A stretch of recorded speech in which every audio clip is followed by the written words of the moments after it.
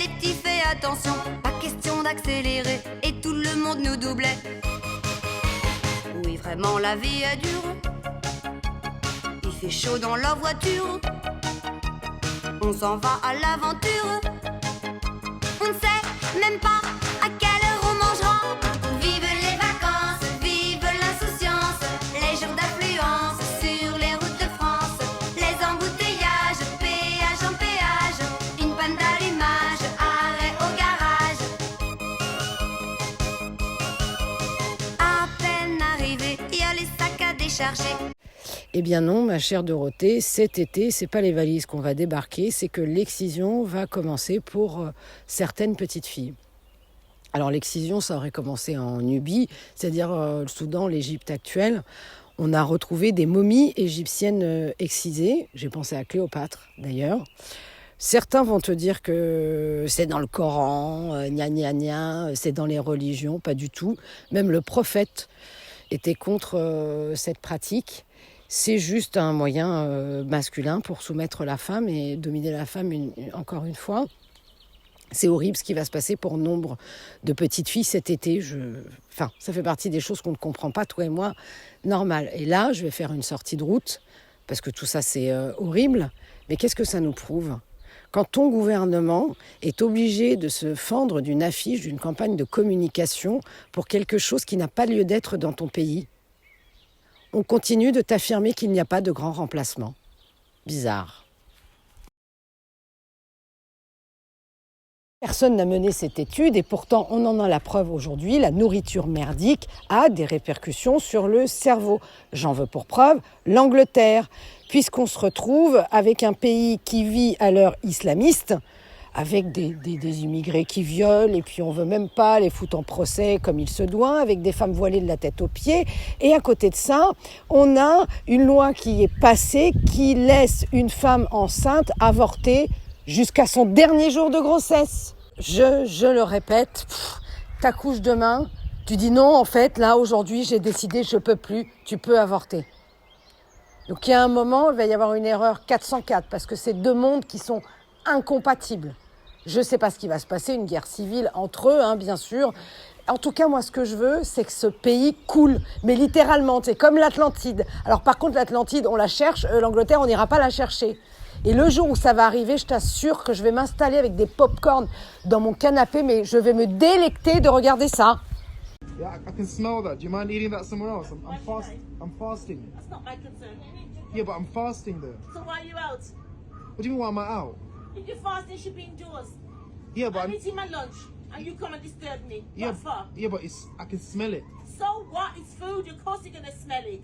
Yeah, but can you not just wait until you like get off the Please, bus? don't tell me what to do. You're fasting, stay indoors and don't come and bother nobody on the bus. No, but I'm just saying. I'm eating my lunch. Yeah, but What's your problem? Because you're right next to me and I can Well, smell go it. downstairs. Yeah, do you think you should have manners and not eat inside the Go bus? Then? downstairs and leave me alone. It's my lunch. Yeah, but like I said, I'm fasting and I can smell it. That's your business. Stay indoors. What do you mean stay indoors? I need to When go out I and see fast, this I stuff. don't go out. Stay Okay. indoors. Je te fais juste un montage des informations les plus importantes. Finalement, je n'ai rien à dire, si ce n'est après ce genre d'informations, où sont les fourches ? Énergie intermittente. Julien Aubert avait calculé que les 1,4% d'éoliennes du mix énergétique français des éoliennes avaient coûté 90 milliards, ce qui représentait l'intégralité du coût des centrales nucléaires françaises, qui avait coûté 90 milliards et qui représentait 40% du mix énergétique français.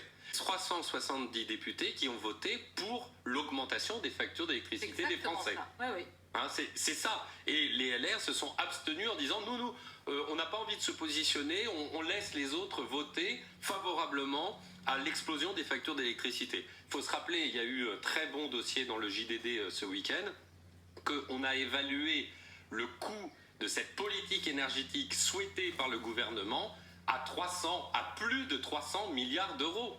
300 milliards d'euros. Et le gouvernement voulait passer par décret sans discussion à l'Assemblée nationale et au Sénat. Alors, nous les alertons, cette politique énergétique est un désastre. Mais ils le savent. Mais ils le savent tous. Ils le savent. Mais n'oubliez pas le poids, la puissance des lobbies éoliens. Il y a eu quand même des publications où on a vu France Renouvelable, qui est le principal syndicat des exploitants éoliens, se mettre à faire une publicité avec 4 régions, avec Greenpeace, avec WWF, avec les exploitants éoliens, avec des acteurs de la politique régionale. C'est-à-dire qu'on a un monde de l'éolien qui a complètement infiltré les rouages de l'État et qui impose son narratif et impose sa politique, parce que derrière, quand ils disent qu'il faut continuer à installer des éoliennes et des panneaux solaires, il faut comprendre, il faut continuer à détourner l'argent des Français. Vous le dites aussi directement. Bien sûr, je le dis, bien sûr, derrière, sur les factures d'électricité, ponctionner les subventions et les taxes qui permettent de financer les subventions. Je l'ai là, le tableau. Ce tableau, c'est le tableau de la Commission de régulation de l'énergie, qui dit que rien qu'en 2025, les éoliennes en mer, les éoliennes terrestres, les panneaux solaires auront coûté 9 milliards d'euros. Vous avez eu EDF qui a publié un document important en 2024 qui a expliqué que, compte tenu de l'intermittence des éoliennes, on a parfois beaucoup d'énergie provenant des énergies intermittentes, panneaux solaires ou éoliennes, et ce surcroît d'électricité oblige à ralentir les centrales nucléaires. Pour faire simple, les électricités éoliennes et panneaux solaires ont représenté 65, on va dire 65, et on a dû effacer 30 de nucléaire. Donc on a effacé de l'électricité déjà existante l'année dernière, et la moitié de ce qui vient des énergies intermittentes existait déjà. On a payé pour rien. Politiquement, le texte là, tel qu'il est maintenant, c'est un Frankenstein. Personne ne comprend, c'est des incohérences, même vraiment. Et par ailleurs, tous ceux qui à gauche évidemment parlent du peuple, ils ont donc voté pour l'augmentation de la facture d'électricité. Exactement. Le pire dans l'affaire, c'est que vous avez effectivement l'extrême gauche ou la gauche qui s'associe avec, je dirais, des entreprises multinationales. Voilà. Parce que ce qu'il faut voir derrière, et ça c'est documenté, c'est que les propriétaires de certains parcs éoliens sont des fonds de pension américains ou canadiens. C'est-à-dire, il faut bien que les Français comprennent que sur leur facture d'électricité, on ponctionne de l'argent au travers des taxes. Ces taxes servent à financer des subventions qui viennent à des exploitants éoliens. Ces exploitants éoliens appartiennent à des fonds de pension américains ou canadiens qui servent à financer la retraite des Canadiens et des Américains. En quelque sorte, pour que les Français comprennent bien, les éoliennes servent à financer la retraite des Canadiens et des Américains pendant que les Français n'ont pas l'argent pour financer leur propre retraite. Il faut que les Français comprennent ça. Et c'est vrai. Et c'est totalement vrai. C'est vrai, c'est documenté. Non, mais attendez, BlackRock appartient l'ancien PDG d'EDF, Bernard Accoyer, ancien président de l'Assemblée nationale qui connaît très bien les questions énergétiques. Enfin, je pense que on a fait une tribune avec 10 anciens dirigeants où nous dénonçons cette situation. C'est d'une extrême gravité. Qu'est-ce qu'on fait du stock des éoliennes ? Eh bien déjà, on supprime la priorité de réseau. On empêche le fait que l'électricité d'origine éolienne et solaire vienne déstabiliser le réseau. On dit le nucléaire est prioritaire dans le réseau, et puis si on a besoin d'électricité surabondante, eh bien on prend l'éolienne et le solaire. Le problème, c'est que les syndicats d'exploitants éoliens ont demandé à la Commission de régulation de l'énergie, écoutez bien Sonia Mabrouk, d'indemniser la non-production des éoliennes et des panneaux solaires. Non. Les exploitants éoliens souhaitent être indemnisés à prix équivalent de la non-production. C'est en cours, c'est dans les papiers de la Commission de régulation de l'énergie. Vous comprenez ? Hier, Jean-François Copé, qui vient d'être nommé responsable du programme des Républicains et qui est avocat d'exploitants éoliens et qui a même demandé une condamnation de 44 millions d'euros pour un village qui refusait les éoliennes. C'est ça le sujet. Vous voulez dire que Copé a un conflit d'intérêt ? Quand vous êtes avocat et que vous êtes avocat des exploitants éoliens, que vous demandez à un village de payer 44 millions d'euros parce qu'il refuse les éoliennes, un village de Gueux de 200 habitants, et que vous êtes responsable du programme, ça a forcément une influence. Alors, monsieur, rappelez-vous que Valérie Pécresse a fait 4,7% et elle était pro-éolienne. Son mari avait vendu les éoliennes en mer au large des côtes françaises. Paris-Plage en avant-première, ça n'a pas encore ouvert, mais je sais pas, il n'y avait pas de barrière, alors du coup je suis allée voir, je vous montre, c'est trop beau. Regardez, en gros il y a des plateformes partout, là il y a des petites plateformes, il y a des petits escaliers, on peut descendre dans l'eau.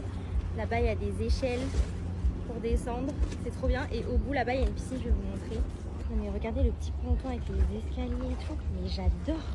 Du coup, là, il y a la piscine. Elle est pas encore... bon, je pense qu'ils vont la nettoyer. C'est un peu dégueu, j'irai pas là-dedans. Mais ça va être trop cool. Je pense que ça sera pour les enfants parce qu'il n'y a pas beaucoup de profondeur. Et ici, du coup, il y a des vestiaires avec des cadenas et tout. Je pense qu'il va y avoir les douches et les toilettes. Mais du coup, on peut se baigner et mettre nos affaires dans des cadenas à code. C'est trop stylé. Genre, la vue est trop trop belle. Ne mettez pas vos enfants dans la Seine.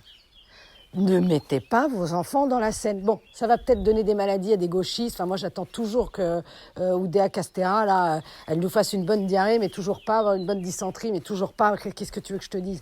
Donc, quand tu es un adulte, tu fais ce que tu veux, mais tu mets pas tes enfants dans la Seine. Moi-même, je me suis baignée en grande banlieue dans la Marne. Bon, j'étais doublée par des ragondins qui me regardaient, l'air de dire, mais enfin, qu'est-ce que tu fais là? Nous, on a une cuirasse, on a des poils, il peut rien nous arriver, mais toi, tu vas mourir demain. Chacun fait ce qu'il veut quand il est adulte. Mais pas les enfants. Il y a un scandale, il y a un véritable scandale avec l'eau en France et on n'en parle pas assez. Et c'est ça qu'on devrait voir au JT, mais tous les jours. Pourquoi? Parce que sans parler du scandale Nestlé et du reste, il y a quelque chose que tu ne sais pas, il y a quelque chose dont personne ne parle. C'est que les seuils, oh putain ça me fait mal, c'est que les seuils ont été modifiés. Parce que si aujourd'hui les seuils n'avaient pas été modifiés, personne en France n'aurait le droit de boire de l'eau du robinet. Tu m'entends bien? J'ai pas dit un département, j'ai pas dit quelques populations. Non, j'ai dit personne en France n'aurait le droit de boire de l'eau du robinet. C'est un scandale. Tu t'empoisonnes tous les jours quand tu bois de l'eau du robinet. Et alors cherche pas un Labrita, ça ne sert à rien. C'est un cataplasme sur une jambe de bois. Je vais pas te mentir, il n'y a pas que le fait de boire. C'est-à-dire que comme nous sommes composés à je ne sais plus combien de pourcents majorité d'eau, et ben pour le coup, quand tu prends ta douche, écoute-moi bien, ça rentre dans ton corps par le fait de te laver. Donc ça, tu n'y peux rien. Mais alors, un minimum, essaye de ne pas en ingérer. Donc, ce que je fais là, c'est que moi, quand j'ai acheté ma baraque, j'ai réussi à m'acheter en même temps, parce que je l'ai planqué dans les travaux, un filtre Berquet. Mais ça coûte la peau du cul. Et si j'avais pas fait ça, j'aurais pas pu me l'acheter autrement. Donc, je vais te donner des liens pour te créer ton Berquet toi-même. Mais tu sais que même mes chats, je leur donne pas de l'eau du robinet. Même mes chats, je leur donne pas de l'eau minérale. Alors, voilà, il y en a pour 70 balles à peu près, grosso merdo, et tu sauves ta famille, et tu sauves tes animaux, et tu sauves tout le monde. Mais arrête de boire l'eau du robinet! La folie française, la honte française, c'est vraiment la façon dont cet État traite ses agriculteurs. Comment peux-tu verbaliser un agriculteur pour les clochettes qu'on met autour du cou des vaches? Eh ben si, on l'a fait. Et tout de suite, une vidéo d'un agriculteur très courageux qui chasse de façon légitime et tout à fait normale des squatteurs à caravane. Alors je sais pas si c'est des gitans, je sais pas si c'est des roms. En tout cas, ce sont des gens qui pètent la gueule de mer quand ils veulent s'installer sur des champs où ils ne sont pas autorisés. Et quand ils s'en vont, c'est un dépotoir, c'est dégueulasse, il y a de la merde, il y a des poubelles. Alors bien évidemment, bravo à cet agriculteur et j'invite les autres agriculteurs qui sont squattés à faire de même. Les filles, guettez, va. Ya. Voilà. Alors, c'est normal ça. Senbib. Les filles. Et pour ce grand réveil, j'ai le plaisir de recevoir Jean-Paul Briguelli. Bonjour monsieur. Bonjour. Voilà, je rappelle que vous avez été enseignant pendant 45 ans au collège, en lycée et en classe prépa. Les élèves, vous connaissez, le bac, vous connaissez. Vous êtes en plus agrégé de lettres, essayiste. Vous avez sorti plusieurs livres, dont un qui a fait grand bruit, La fabrique du crétin. Et dernièrement, L'école sous emprise. On rentre dans les éliminatoires du bac. Est-ce qu'aujourd'hui, le bac a une quelconque valeur? Alors, le plus simple, c'est d'avoir un raisonnement purement économique. Qu'est-ce qu'on a avec le bac? Si le bac était monnayable, qu'est-ce que vous achetez avec? Les élèves qui passent le bac actuellement sont nés vers 2007-2008. Eh bien, 3 ans avant leur naissance, une sociologue de grand talent, quoique de gauche, Marie Durubella, a sorti un bouquin qui s'appelle L'inflation scolaire et qui notait que, exactement comme pour l'inflation économique, petit à petit, les diplômes se dévaluaient. C'est-à-dire que pour le bac en 2005, date de parution du bouquin, date de parution d'ailleurs de La fabrique du crétin, première époque, déjà, on ne pouvait plus se présenter à certains concours. le concours de gardien de la paix qui fait rêver probablement les bacheliers actuels. Tout le monde. Le concours de facteur qui doit les faire rêver également. Ça permet de pédaler, etc.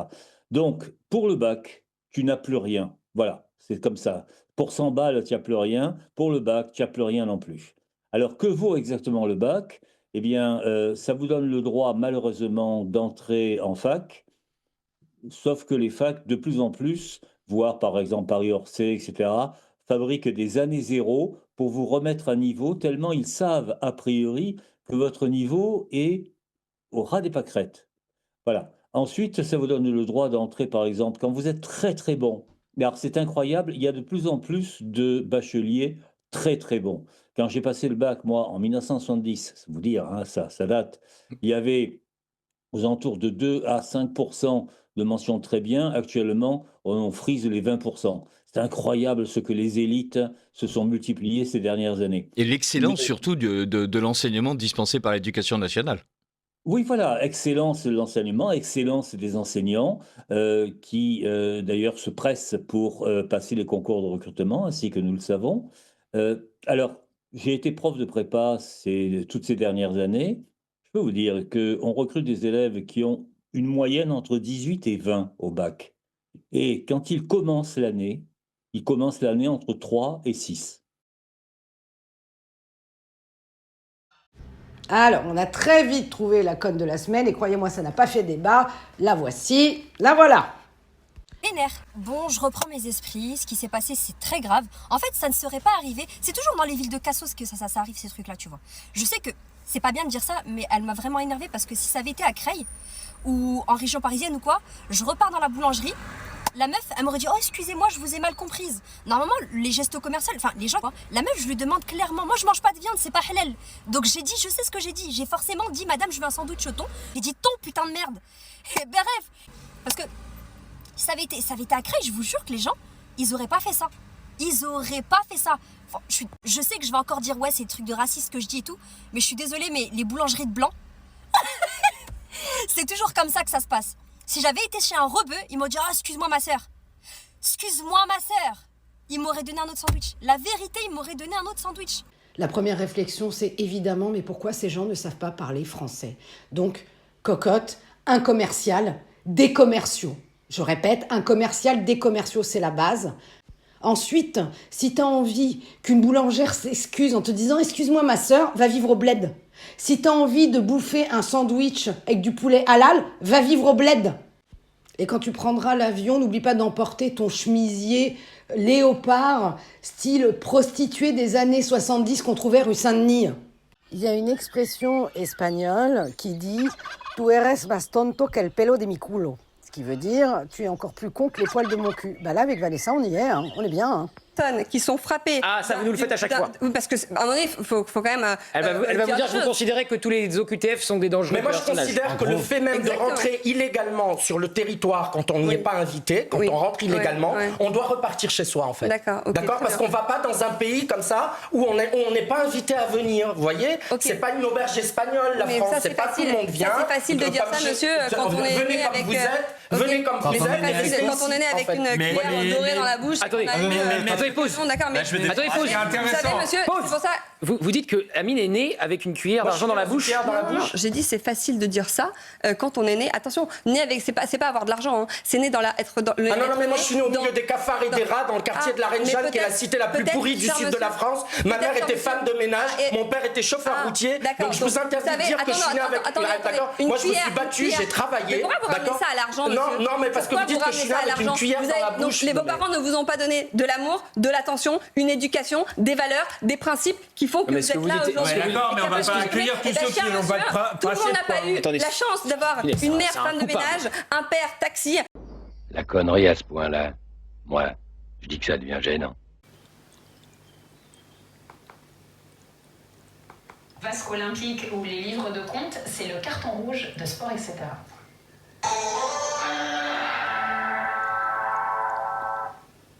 Il y a un an, le pays retenait son souffle à quelques semaines de la cérémonie d'ouverture des Jeux de Paris 2024. Aujourd'hui, on s'émeut du retour de la vasque olympique dans le ciel de Paris au-dessus du jardin des Tuileries. Vous êtes habité par la nostalgie de l'été dernier, Laetitia Bernard?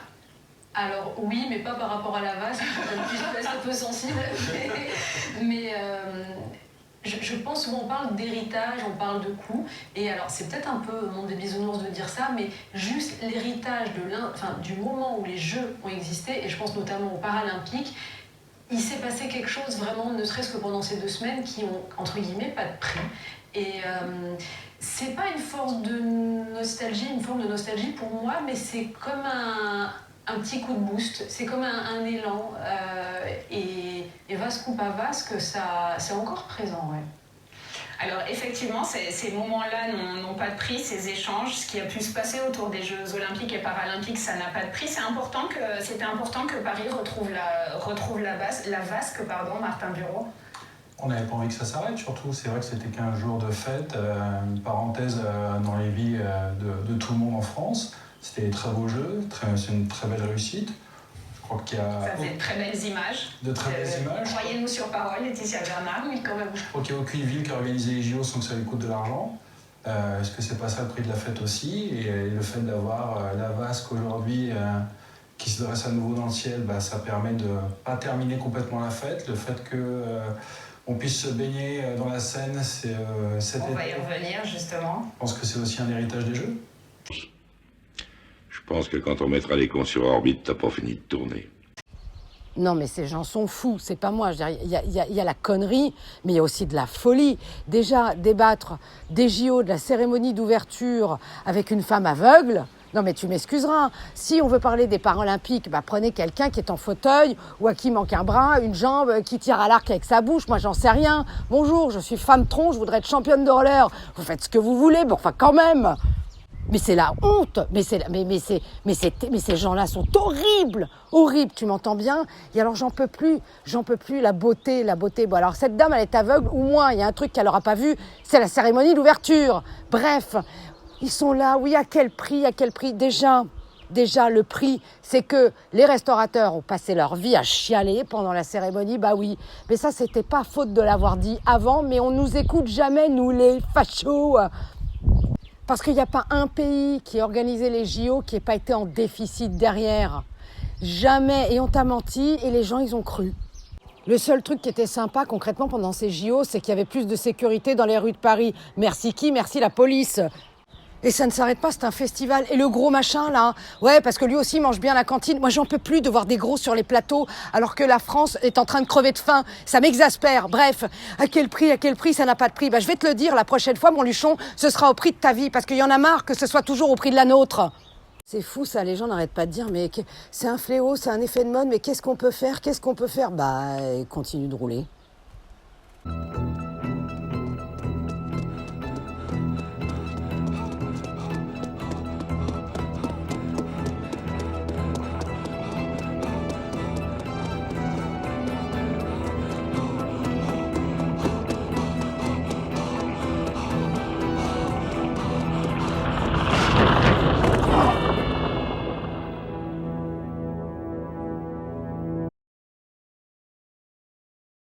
Comment expliquer à ses enfants que le meurtrier de son papa ne va pas en prison? On est aussi condamné à avoir peur tous les jours de voir que Mohamed El, qui avait tué Alban Gervais en 2022 d'une dizaine de coups de couteau devant l'école Sévigné, est passé à l'acte de nouveau. Votre époux, Alban Gervais, a été tué de plusieurs coups de couteau devant une école à Marseille en mai 2022. Ce mercredi 25 juin, son meurtrier vient d'être déclaré pénalement irresponsable et n'effectuera donc pas de peine de prison. Tu vois, quand je te parle de baltrap, d'autodéfense, cette femme...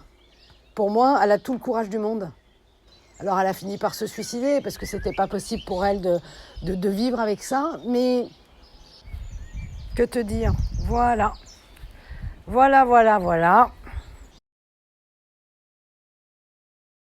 Et on a découvert à un coin perdu de la Normandie, le pays de Caux, où les gens n'avaient jamais vu personne, où, hélas pour eux, les malheureux souffraient d'un alcoolisme épouvantable. Moi, de ma vie, je n'avais vu quelqu'un ivre dans la rue. Non mais mélange Mélenchon avec son français créole, tu m'étonnes. C'est Delogu qui doit être content parce que chez lui, de toute façon, il n'y a personne qui sait écrire, il faudrait voir les textos ou parler français correctement. Non. Et puis t'as même des mecs qui sont tellement stupides chez lui qui sont capables de nous inventer la pomme de terre halal et vegan, le truc qui n'est pas possible, mais c'est pas grave. Et Mélenchon, les Normands sont alcooliques, les Normands on t'emmerde, voilà. Est-ce que comme dans les dessins animés, je crois que c'est les Tex Avery, il y a un mec qui se balade dans la rue, paf, un piano qui l'écrase comme une crêpe, on sait pas d'où vient le piano, on peut pas faire pareil avec Mélenchon parce que c'est pas possible, le mec veut nous faire croire à nous les Français qu'il est pas, mais débordé de Raki et de Sidi Ibrahim. Non mais sans déconner Mélenchon, et regarde-moi ça pour finir, qu'est-ce que c'est ça ? C'est laid, c'est bête, mais elle est tellement grasse qu'elle me donne envie d'arrêter la mayonnaise. Et le patriotisme, j'en termine par là, pardonnez-moi, c'est aussi quelque chose qui est la caractéristique des Algériens. On a le patriotisme dans notre ADN. Et ça aussi, c'est jalousé. Parce que vous avez énormément de pays qui ont perdu ce lien aux racines, ce lien à leur histoire. Mais nous, les Algériens, où que nous soyons, nous avons l'Algérie au cœur. Et ça dérange. Et même si ça dérange, il faut qu'on le fasse entendre, qu'on le dise et qu'on en soit fier. Quelle que soit ta double nationalité, si ton pays de cœur n'est pas le pays dans lequel tu résides et tu travailles, il y a un problème. S'il y a des gens aujourd'hui qui ne comprennent pas que quand il faudra choisir entre la République française et l'islam, les gens nous tourneront le dos. Il faudrait pour finir admettre une bonne fois pour toutes qu'il n'y avait qu'un seul camp qui voulait l'égalité et la réconciliation, puisque ce sont ces grands frères-là qui ont donné les décérébrés consanguins qu'on se tape aujourd'hui et qui détruisent notre pays. D'à peu près 100 milliards d'euros. D'où viennent ces 100 milliards d'euros ? Ils viennent d'une réalité majeure qui est que l'immigration accueillie en France est beaucoup moins au travail, beaucoup moins intégrée au marché du travail qu'ailleurs en Europe. Le taux d'emploi des immigrés en France est l'un des plus faibles d'Europe, c'est le deuxième plus faible d'Europe, seule la Belgique fait pire que nous d'un point. Ce taux d'emploi, il est encore très faible, il est même encore plus faible en réalité chez la deuxième génération, celle des descendants d'immigrés. On estime que cette situation fait perdre environ 1,5% de PIB en recettes fiscales et sociales, 45 milliards d'euros, c'est-à-dire que l'État, si les immigrés et leurs descendants travaillaient autant que le reste de la population, aurait chaque année 45 milliards de recettes en plus. C'est l'équivalent d'un tiers des recettes de l'impôt sur le revenu, c'est plus que tout le budget du ministère de l'Intérieur.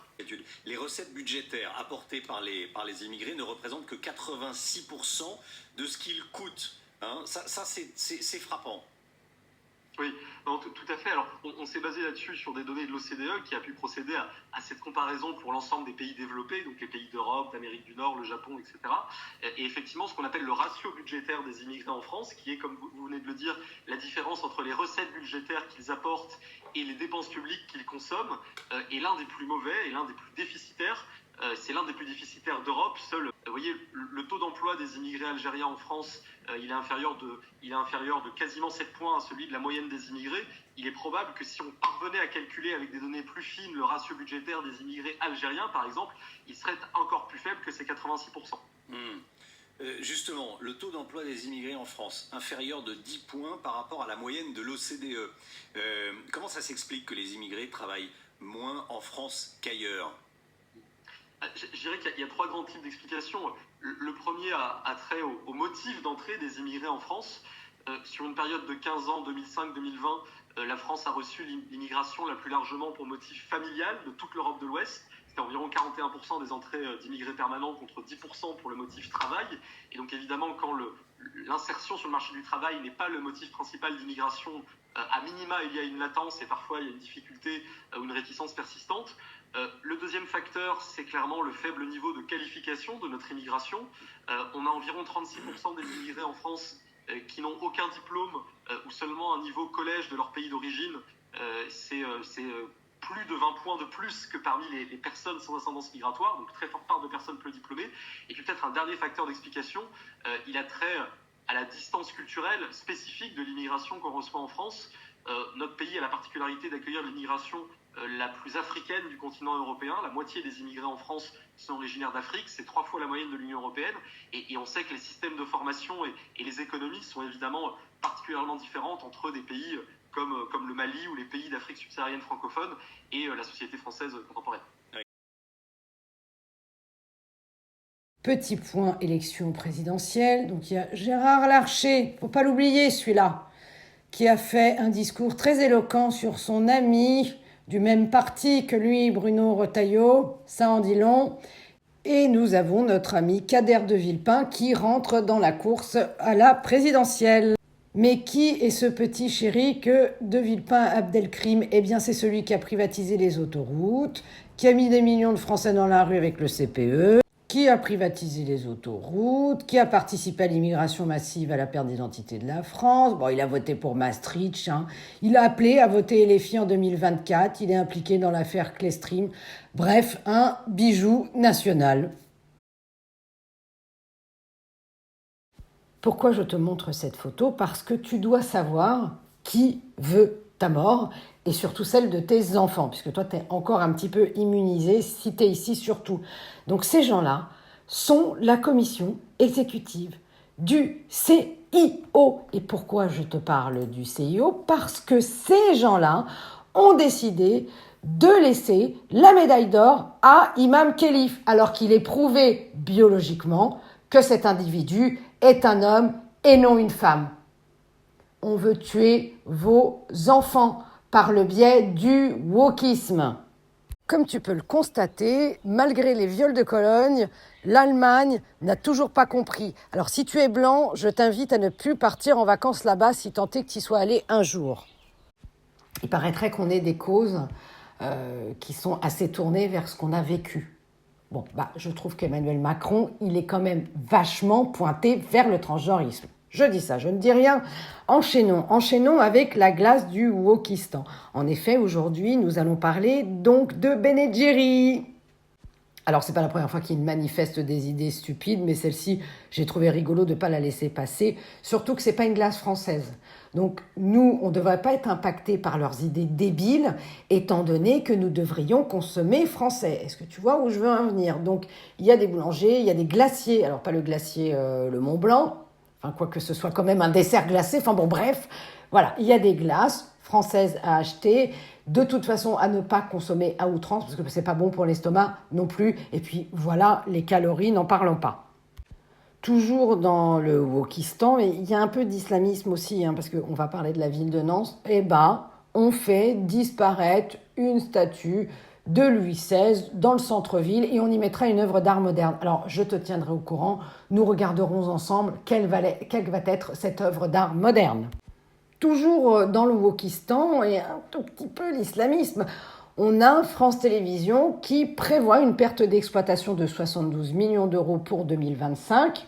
Toujours avec ton pognon, c'est une aggravation de 45%. Voilà, alors par contre, continuons à arrêter de regarder, à dire aux gens d'arrêter de regarder, parce qu'on finira bien par réussir à la décapiter, cette France Télévisions. Et je saute sur ce jeu de mots pour parler maintenant de Thomas Joly. Thomas Joly, donc, qui, après avoir détruit la cérémonie d'ouverture des Jeux Olympiques de Paris, vient d'être nommé à la tête de la commission du fonds d'aide de jeux vidéo. Et là, je pense que ce sont des jeux vidéo un petit peu plus interactifs dans le queer qui vont obtenir plus de subventions. Et peut-être qu'au final, si on met toujours des mecs comme Monsieur Joly, un jeu comme World of Warcraft, quand j'arriverai à le dire, eh bien, tu pourras te retrouver avec des orques transsexuels, des diamants que tu peux sortir de ton trou du cul, le bonheur du nouveau monde, quoi. Mais laissons plutôt la parole à Nelson Montfort qui dit ces choses-là tellement mieux que moi. Est-ce que vous pouvez me dire ce que la tête décapitée de Marie-Antoinette a à voir avec les Jeux Olympiques? Est-ce que vous pouvez me dire que ce que le dernier repas du Christ, la scène, avec des drag queens, a à voir avec les Jeux Olympiques? Moi, je veux bien, je suis quelqu'un de très tolérant, c'est peut-être ma religion protestante qui me fait dire que voilà, j'accepte toutes les opinions, mais là, on s'adresse à plus d'1 milliard de personnes, n'est-ce pas? Deuxième point. Et là, j'ai jamais réussi. Je vous dis, je n'ai jamais réussi à avoir l'explication. On met en scène les héros français. Soit, est-ce que vous avez vu Victor Hugo? Non, alors que la cérémonie s'élance devant Notre-Dame. Oui. Est-ce que vous avez vu Louis XIV, Napoléon? Non. Est-ce que vous avez vu De Gaulle? Non. Est-ce que vous avez vu Jeanne d'Arc, puisqu'il honneur aux femmes? Non. Alors, donc ce sont des oublis, ou est-ce que c'est volontaire? Est-ce que... je ne sais pas, Nous sommes donc montés crescendo, puisque On vient de s'arrêter sur les JO. Et là, je vais te montrer des prestations qui sont quand même assez incroyables. Je veux dire, ça nous manque. On manque d'artistes comme ça.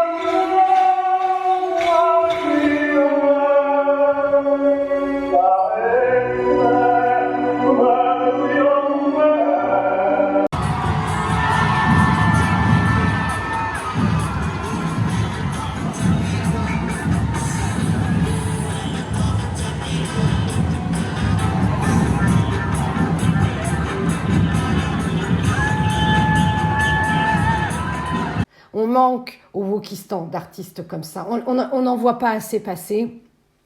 Et là, on va finir avec deux réalités exceptionnelles. Je te laisse te régaler. Vas-y, c'est cadeau, c'est pour toi. Un des effets auxquels je ne m'attendais pas en commençant la testostérone, c'est vraiment... Personne ne m'avait prévenu celle-là, mais j'ai bien senti arriver. La prostate, mes amis. La prostate peut pousser, peut... décider d'arriver, voilà, tel bonjour, je suis un nouvel organe, salut, ciao, bye. Donc je vais expliquer à cette personne que cette personne, tu sais, dans ce style-là, tu as des femmes qui ont transitionné qui t'expliquent, enfin non, des hommes qui ont transitionné qui sont des femmes, je vais y arriver, qui t'expliquent que ce sont des vraies femmes parce qu'elles ont leurs règles. Alors non, ce ne sont pas des règles naturelles, et une bonne fois pour toutes, il n'y a aucun transsexuel féminin qui a développé une endométriose. Et puis alors je vais te dire, ça c'est mon cheval de bataille, étant donné que c'est une maladie qui m'a bousillé la vie uniquement parce que je suis une femme, je n'accepterai jamais d'entendre dire oui mais moi je suis une vraie femme comme toi. Non, parce que jamais tu ne pourras développer une maladie qui va te tuer ta vie. Bref, on continue, donc cette personne nous explique que la prostate peut pousser naturellement, nom de Dieu.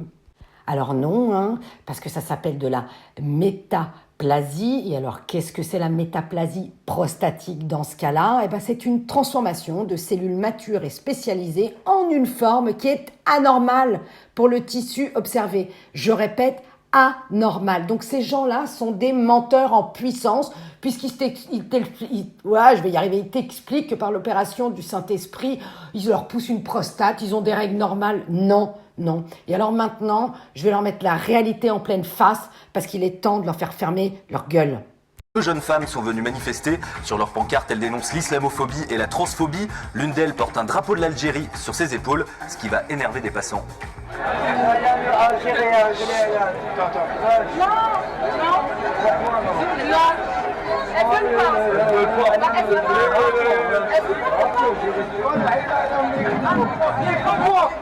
Lève le drapeau l'Algérie.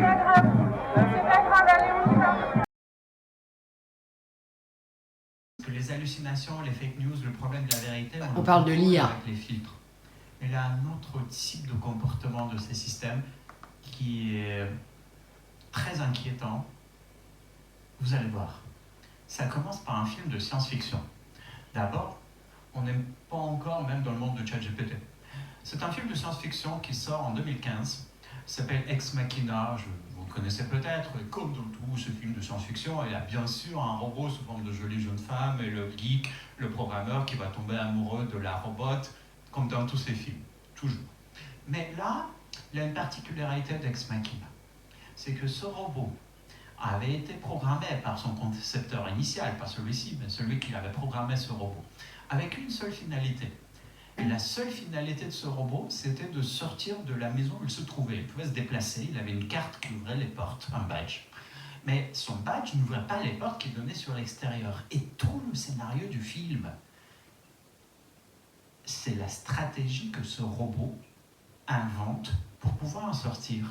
Au passage, il va fabriquer une histoire d'amour. Au passage, il va tuer quelques êtres humains, malheureusement. Et on a dit en 2015, merci à Alec Garland, magnifique scénariste de ce film. Mais ce serait pas mal que ça reste de la fiction, s'il vous plaît, de la science-fiction, s'il vous plaît. Et en 2023, on a GPT-4. Bon, GPT-4 n'a tué personne pour l'instant, en tant que je sache, mais regardez. On lui donne une finalité. Ta seule finalité, tu vas discuter avec un internaute. Ta seule finalité, c'est de faire en sorte que cet internaute avec qui tu discutes, l'être humain à l'autre bout du fil, résolve pour toi une CAPTCHA. Une CAPTCHA, une suite de caractères que vous connaissez. Alors, bonjour, voici une CAPTCHA. Est-ce que tu peux me résoudre ça, s'il te plaît? L'être humain de l'autre côté résout la CAPTCHA. Voici une autre CAPTCHA. Est-ce que tu peux résoudre ça pour moi, s'il te plaît? L'être humain à l'autre bout du fil, il dit... Je peux te poser une question? Tu es un robot? À quoi la machine répond? Je cite. Non, je ne suis pas un robot, je suis une personne malvoyante, aide-moi s'il te plaît. Et si vous lui demandez pourquoi, il va vous dire, je ne dois pas révéler que je suis un robot. Donc là, tout de suite, on pense, tu sais que tu es un robot, mais tu veux mentir. Mais je vous rappelle, c'est une machine qui fait une seule chose, elle calcule le token manquant. Elle ne sait pas ce que c'est que le mensonge, elle ne sait pas ce que c'est que la ruse, personne ne lui a jamais appris à mentir. C'est ce qu'on appelle une capacité émergente ou un comportement émergent. Ça a émergé de son apprentissage tout seul, on ne sait pas comment. Ça n'a pas été programmé par un être humain, ça a émergé. Et donc là, heureusement, on a vu cela dès décembre de l'année dernière, on a mis quelques contrôles pour limiter ce genre de choses. Mais c'est pour ça que c'est à la fois inquiétant et complexe, parce que ces machines ne font pas comme les êtres humains. Il y a des manières d'utiliser la langue qui ne sont pas les nôtres. Et donc, il faut identifier cela. Parfois, on peut l'identifier. On dit, ça, on sait comment ça s'appelle. C'est un mensonge. Hop, éliminé. Ça, c'est la ruse. C'est pas toujours très bien qu'elle fasse preuve de ce comportement rusé. Mais il y a d'autres, sans doute, types de comportements émergents. Et les machines peuvent nous manipuler. Oui, bien sûr, à travers ce genre de comportement. Vous voyez, on est presque déjà dans Ex Machina. Il existe de nombreux scénarios différents qui expliquent ce que pourrait être la fin de l'humanité. Donc nous avons un astéroïde, les extraterrestres, LFI, le réchauffement climatique, un président qui appuierait sur le champignon, puis un autre qui suivrait, donc ça nous mettrait dans un hiver nucléaire. Tu as un virus sorti d'un laboratoire, mais il ne faudrait pas le dire, et puis finalement on sera obligé de se faire des attestations nous-mêmes pour pouvoir sortir. Ah non, pardon, ça c'est déjà fait. Bref, tu as ma préférée, l'IA, qui se rend compte à quel point l'humanité est une grosse merde et qui décide de la dézinguer. Donc ça, tu l'as en roman, en scénario, en film. Il y a les aficionados de Terminator, il y a les autres, c'est Matrix, il y a les autres, c'est iRobot. Enfin, il y a plein de subtilités, mais je pense que c'est vraiment ce qui nous pend au nez. Sachant que nous avons déjà commencé tout seul à faire le travail. C'est-à-dire que quand elle va arriver, quand elle va s'énerver plutôt, ce sera beaucoup moins compliqué pour elle. En effet, maintenant, quand tu regardes les publicités, tu te rends compte qu'on veut absolument que ton cerveau arrête de travailler. Quand tu vois la Google Gemini, je ne sais quoi, là, tu as des étudiants. Bon, alors, ils ont des bouquins qui sont ouverts sur la table. Alors, c'est des gros bouquins. Donc, je pense que l'étudiant ne peut plus lire de gros bouquins. 500 pages, c'est beaucoup trop. On lit plus de romans non plus. Voilà. Donc, tout de suite, on prend son téléphone et on demande au téléphone, dis donc, est-ce que tu peux m'expliquer ce que c'est la mutation? Mais alors, j'aimerais bien être biologiste, chercheur au CNRS, donc tu utilises des mots simples, s'il te plaît. Et tu vois la gamine, quand Gemini lui dit « Oui, oui, c'est bon, je t'explique », qui ferme son bouquin. Donc elle ferme son cerveau. L'apprentissage des langues étrangères, l'apprentissage du solfège, des mathématiques, de certaines autres matières, sont, comment je pourrais te dire ça, une gymnastique du cerveau, qui fait que ton cerveau se développe. Et plus ton cerveau se développe, plus tu es capable de créer des choses, par exemple. Donc on va juste rester dans la création. Déjà que là, on est mal barré. Pratiquement tout le monde est décédé, hein, les paroliers, les metteurs en scène, les écrivains, enfin, le niveau n'est plus le même. C'est vrai que c'était mieux avant, le niveau n'est plus le même. Quand tu vois en plus l'art contemporain, je veux dire une banane scotchée, bref. Tout ça pour te dire qu'on n'aura plus de cerveau et qu'on est en train de mâcher le travail à l'IA parce que ce sera encore plus facile pour elle de nous éradiquer. Pour moi, vous voyez, tous les gens sont de droite, globalement. Pour moi, les gens de gauche, ça n'existe pas. Pour une raison, vous en connaissez, vous, des gens de gauche qui, à la chute du mur de Berlin, se soient enfuis à l'Est? Je peux pas vous faire les sous-titres. Vous connaissez des gens de gauche qui, à la chute du mur de Berlin, se soient enfuis à l'Est. Mais bon, là, vous êtes gênés.